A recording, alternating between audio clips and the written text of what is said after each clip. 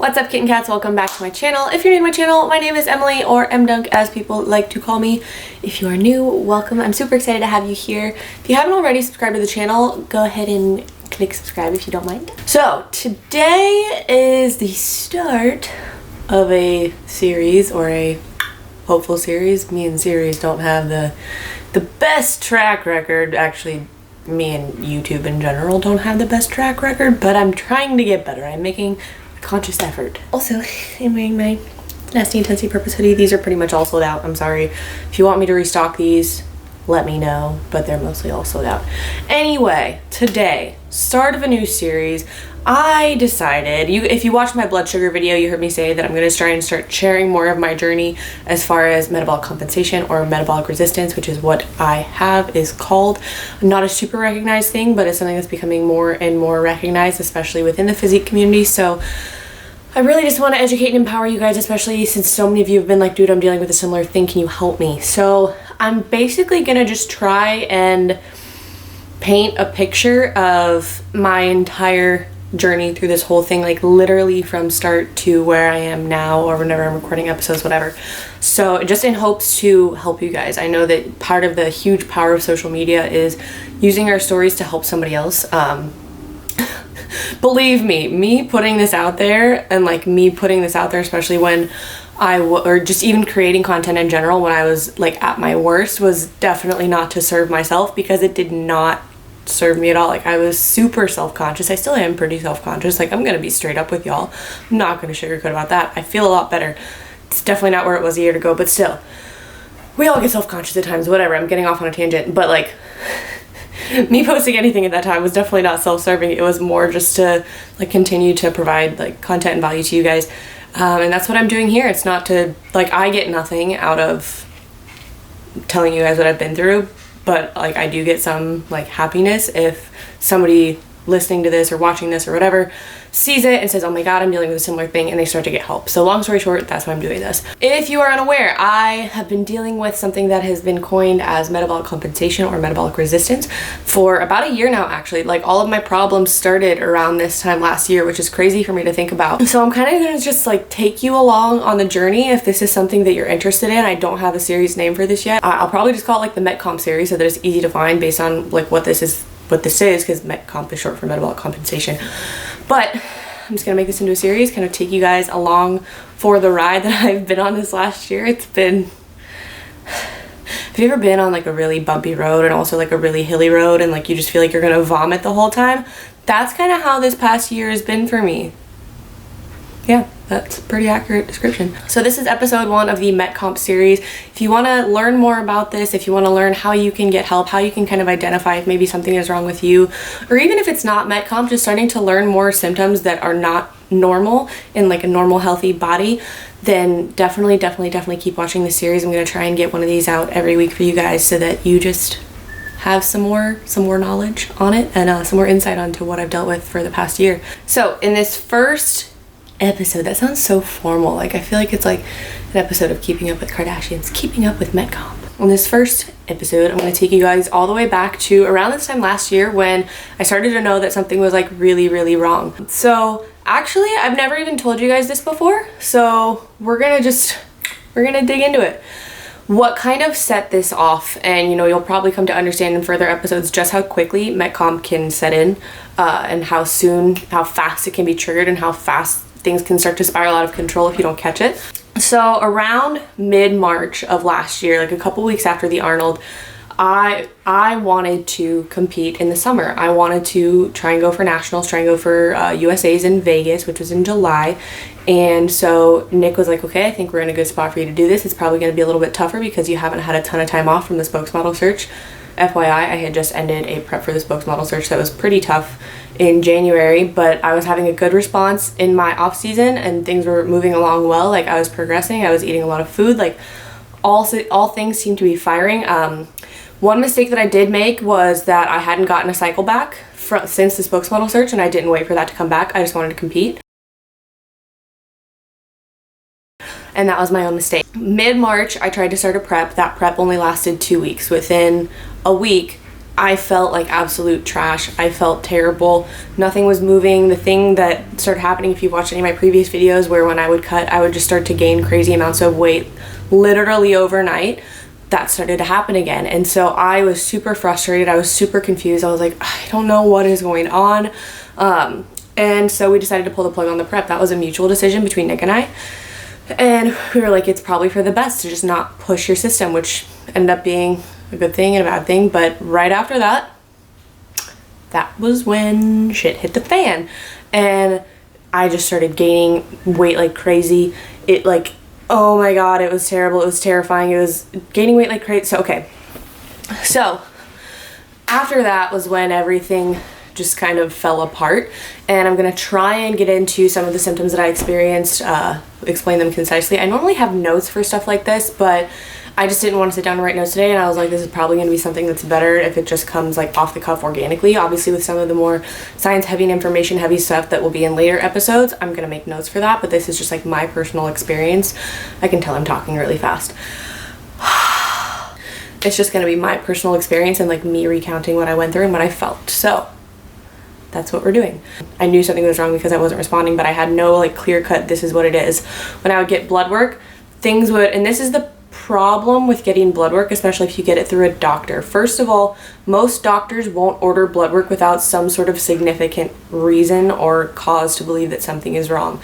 So you have me come in, who at the time was a lean athletic individual, seems to have nothing wrong, didn't have a period, but you know, it's the typical, oh well, you're a really active female, that's normal, pass you off type situation. It's really hard to get a doctor to order blood work for you. The problem with getting blood work, especially from a doctor, an MD, is that a lot of times, you know, your blood work can come back, your stuff can be in the normal range or the statistically normal range, but it's not in the functional range. And when you go, most doctors, at least in my experience, I have never had a single medical practitioner look in the functional range. They just look in the traditional normal range. If you come back in the normal range, they're gonna be like, okay, you're good to go. I don't know what's wrong with you. Sorry. So that was me. Everything was in the normal range, but it wasn't at the functional level, which is something that we can talk about in future episodes. But I had blood work done. Everything was normal, but not functional. So I was like, okay, I don't know what's wrong. And I was like, I'm still not having a period. So tried bringing activity down and cardio down just to reduce stress on the body. That was when I read No Period Now What by Nicola Rinaldi, which she was on the podcast and she was absolutely amazing. So kind of like my first line of treatment was like, okay, maybe this has to do with my menstrual cycle. I need to get that back. So that was like my first big goal. I was really frustrated with the fact that I wasn't having a period. So I was like, well, I'm going to go see a gynecologist, see if anything better happens. I've had really bad experiences with gynecologists. Whenever I come in and I'm like, hey, I don't have a period, they're like, well, let's just put you on birth control. You're an active female. That seems to be the answer. And no, that is not the answer. That doesn't fix. I could go on a really long rant about this, and there's people that agree and disagree with me, but putting someone on birth control to fix the lack of a period is not fixing the root of the problem. That's just generating a cycle via exogenous hormones, not encouraging your body to have optimal endogenous or internal hormone function, not feeding your body outside hormones. So giving me birth control wouldn't have fixed the fact that I had amenorrhea. It would have given me a period, but that's just generated by the pills and the hormones in the pills and the way that packs are set up, not my body actually having a period naturally. I thought I saw a light at the end of the tunnel when my gynecologist referred me to their reproductive endocrinologist. So an endocrinologist is somebody that studies the endocrine system or your hormones. So you would think a reproductive endocrinologist would be somebody that is really, really smart about reproductive hormones.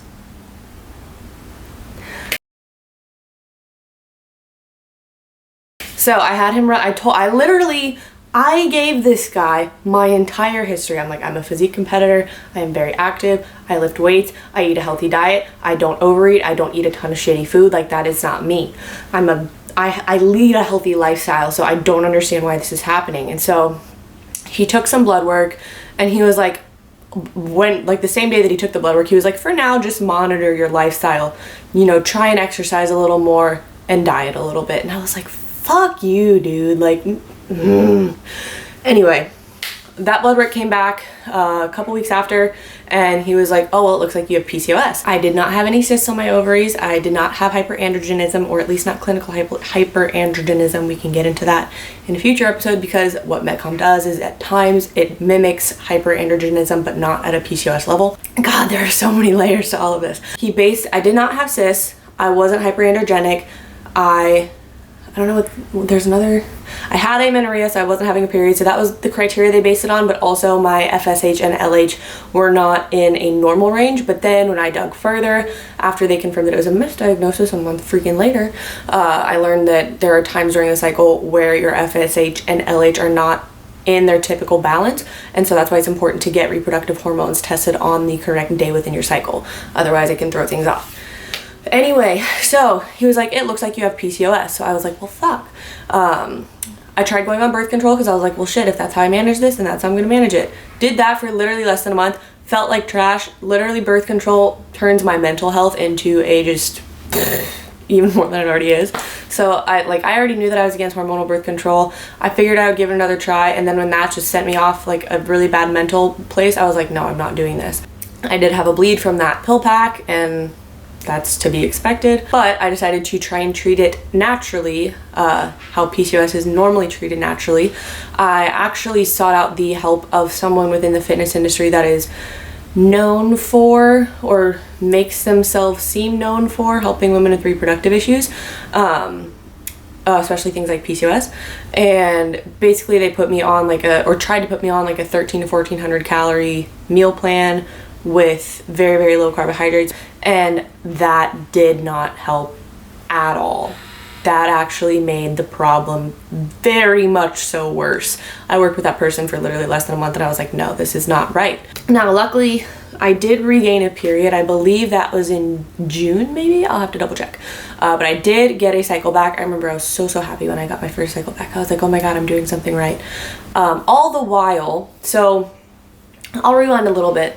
Back when, even before I went to see the reproductive endocrinologist or the gynecologist, right after I'd had blood work that said everything was pretty normal, some of the things that I was experiencing were extreme weight gain, or what I see as extreme, especially for somebody that's used to being, athletic looking. Very severe fatigue. Like, I'm normally a very energetic person. I'm not like a super social person. I'm an introvert, but I'm usually very energetic and just vibrant. I had no energy. Along with that, I was extremely depressed. So I've dealt with anxiety since around 2015, but I'd never once dealt with depression. And around early April of last year, I started falling into a deep depression. You guys have heard me talk about this before. Thank God that I have Luna. Like, she has literally saved my life. There were many days where literally the only reason that I got out of bed was because I had to take her on a walk, or because she had training that day. Like, that was the only reason I would get out of bed. Other than that, I was extremely depressed, and it was a very hard time in my life. There was that. I wasn't having a period. My skin was really crazy, like just really irregular breakouts. My gut health was pretty normal. There wasn't a whole lot to complain about there, but yeah, between the weight gain, the depression, the intense fatigue, and the terrible training sessions, I literally would have a training session, and for one, it wouldn't even be a good training session, but I would come home and I would have to lay down on the couch for like an hour to 2 hours just to function throughout the rest of the day. Like, I had nothing. But then I got my period back, and that was around June, I think, but all of those other symptoms were still there, and I was still somewhat trying to treat it like I had PCOS. And after I stopped working with that one practitioner, I just kind of took things into my own hands. I was like, oh boy, like, I need to just try and research as much as I can about PCOS and how to fix it naturally. I brought calories up a little bit, probably not enough. I brought them up to like 1900, 2000 calories, but things were still pretty low carb. And overall, I was just still really stressed out, and the depression was not getting any better. So I guess we're all like, conclude this episode is up to the point when I went to see Vince at Nutrition Dynamics. So the summer was miserable. I was extremely depressed. I did not want to leave my house. There were a lot of days where I refused to leave my house. I didn't want to do things with friends as much because, like, honestly, I was so embarrassed. Like, I did not want to be seen. I was even embarrassed to go to the gym. Like, I get really emotional when I talk about this. Like, I got embarrassed to go to the gym because I was like, this is a place where, like, used to feel like home. And it sounds so superficial, but like, when you are so used to looking the part, however that manifests for you, and your body just goes through this extreme change, whether it's extreme weight loss or extreme weight gain, you feel like this sense of shame, or at least I did, and I know a lot of other people have as well. But like, I would only wear baggy clothes, like baggy t-shirts, and like my face was so inflamed, and I just felt so much just shame and like resentment for what had happened to me, how I felt both inside and outside, that I just did not want to leave my house. I would still go and train, but it wasn't like the thing that would bring me joy like it used to. And like, I had no strength, like my strength was completely gone, my stamina was completely gone. It was terrible. And I remember going to Miami for Hayden's 30th birthday.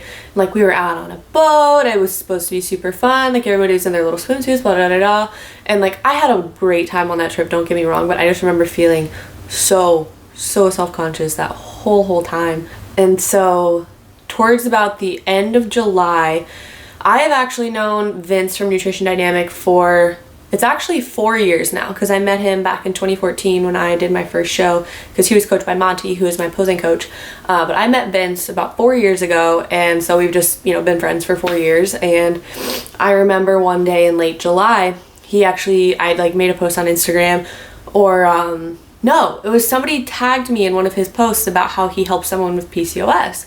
And they tagged me and they're like, you should go see him. And I was like, what the heck, this is Vince, like this is one of my friends. After someone tagged me in the comments of his post, he actually texted me, or no, he Facebook messaged me. He was like, hey, I'm thinking about you and praying about you, and like I can just tell from your photos and everything that something is wrong, and I don't want to force this on you, but he's like, please come in to see me, I want to see if I can help. So that was like, that was just divinity, like being like, hey, we're gonna help you out. That was the universe being like, hey, here's your assistance. God was like, hey, you need help and I know where you can get it. But he reached out and he was like, please come in and see me. I know that I can help you. You do not have to be stuck like this. We're gonna figure this out. It actually turns out the whole time he pretty much knew that it was not PCOS. He was like, I knew you were Metcom from the second I saw what was happening to you. That is kind of part one of the series. That was, you know, again, just to kind of recap, that was what my life looked like from like the beginning of April of last year up until the beginning of August was when I first went in to see Vince, and I'll talk more about that in future episodes. It was just a crazy like switch flipped, and my body did not feel like mine anymore, and I did not feel like me in my own body anymore, which was such a huge struggle, and it still is to this day, like very hard to deal with. It's definitely significantly improved, but it is still a battle. It's you know, it's hard when you are used to being one way and you're used to feeling one way, and then all of a sudden your body's just like, nah, we need to do something else. So yeah, April through August, there was extreme depression, there was extreme weight gain, there was extreme fatigue, just a lot of extreme things. And I did finally get my period back, which is, I do think that was like the catalyst of things starting to like go well again. You know, obviously when you have all systems firing physiologically, you're going to get a much better response just all around. There was still a lot of work that needed to be done, and things definitely got worse before they got better. So that's kind of some of what I was dealing with, and hopefully you guys enjoyed this, and hopefully you are here to learn more about what I've been going through this past year. And I really just want to use this to educate and empower you guys on Metcomp and just the things that can happen to your body. There's been a lot of people that have asked, like, do you think competing did this to you?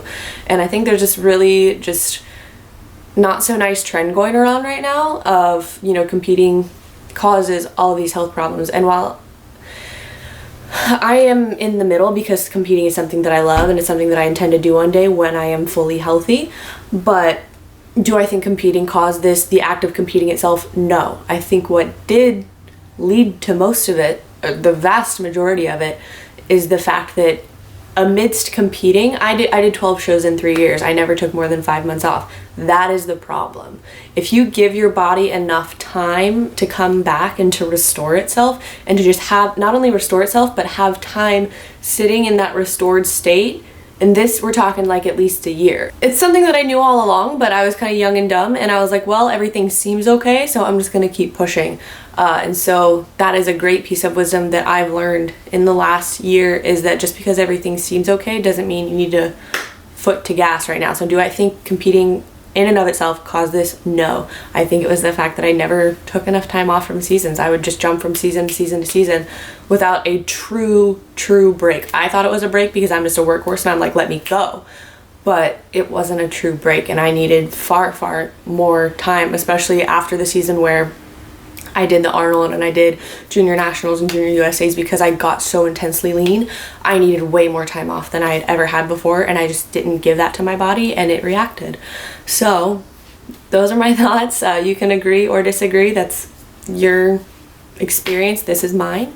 So yeah, I hope you guys enjoyed this. I hope you're excited about this series. I'm really excited to share more of this with you, and if you did enjoy it, please give it a thumbs up, leave a comment below, and I will see you guys in the next video. I love you. Bye.